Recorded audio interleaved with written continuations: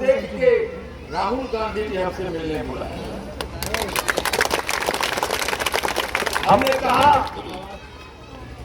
कि राहुल जी से कहिए भाई हमको रिजाइन देने वाले हैं, हम कांग्रेस छोड़ने वाले हैं, इसको भी अगर वो तैयार है तो हम मिलने जाएंगे।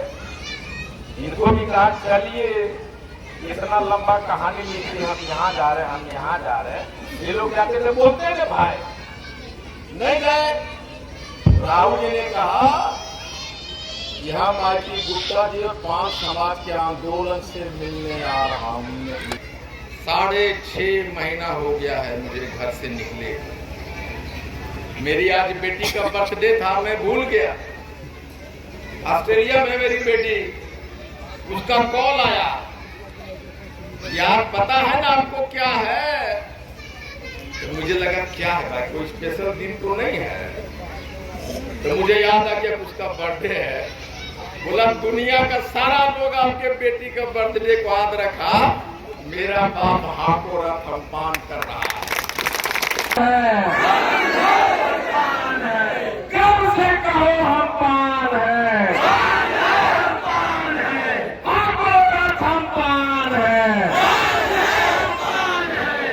अभी आगे निकलना चाहते हैं कि पीछे?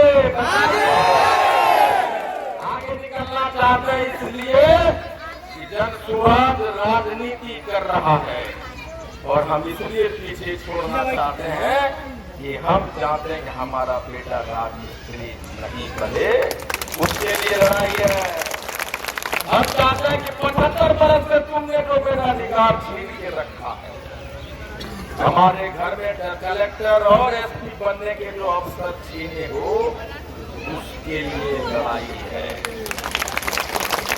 हम जानते हैं कि देख लो इन सारे माताओं और बहनों को 25 बरस, 50 बरस, 70 बरस उम्र होगा।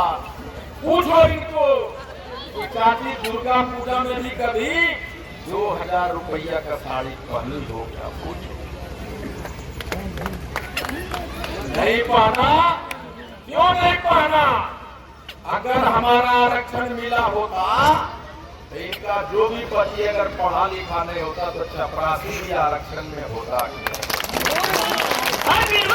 हमारा वोट, हमारा नारा, हमारा माला, हमारे लोग।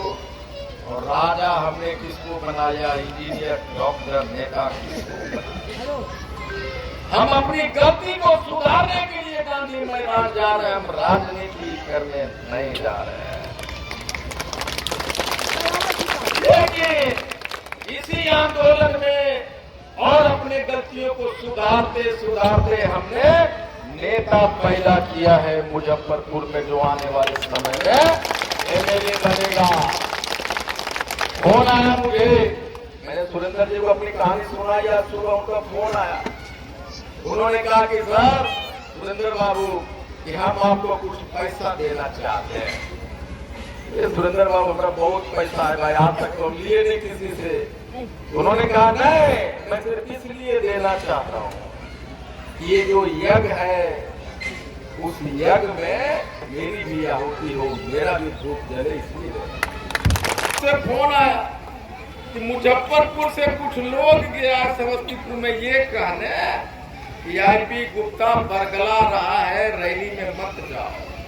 मुजफ्फरपुर से गया, लेकिन उसको नहीं पता सरकार के बड़े बड़े मशीनरी रोकने में लगा हुआ है। भैया ऐसा मत करने जाओ, पता नहीं किसी दिन तुमको घेर के बाथरूम में भी बंद कर दे 5 समाज के लोग। तुम जो अपने लोगों को मना करने जा रहे हो, अब वो तटवा नहीं रह गया।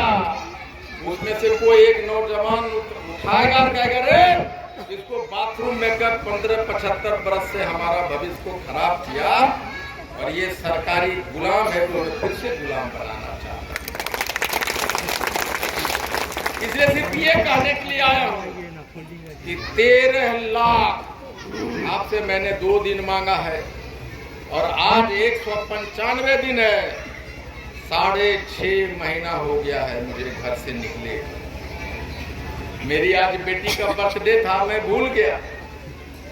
ऑस्ट्रेलिया में मेरी बेटी, उसका कॉल आया, यार पता है ना आपको क्या है?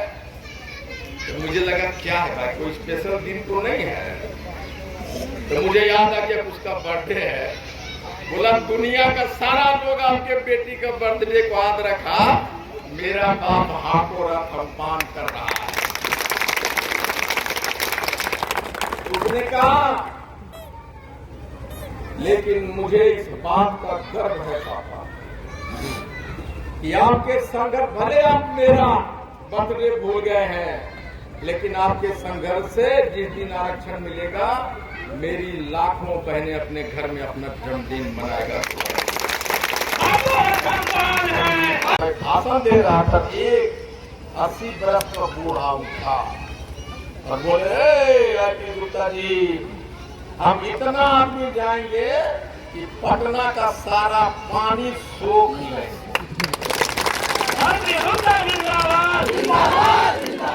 ये हिंदू भी मेरे साथ उस दिन हेलीकॉप्टर में थी। पहले नेता उतरता था हेलीकॉप्टर से, हमने तत्वा नेता तो चढ़ा, तत्वा को भी हेलीकॉप्टर से चढ़ाया। मैंने ये बताया है कि दुनिया में कुछ भी असंभव नहीं है। जब 13 लोग 13 एमएलए विधानसभा में उठा दिया क्वेश्चन, जो कभी नहीं हुआ था, आज तक कभी नहीं हुआ किसी जाति का आरक्षण के लिए। 13 एमएलए क्वेश्चन उठाया 1 to 1। आपके संघर्ष को देख के राहुल गांधी जी हमसे मिलने बुलाए। हमने कहा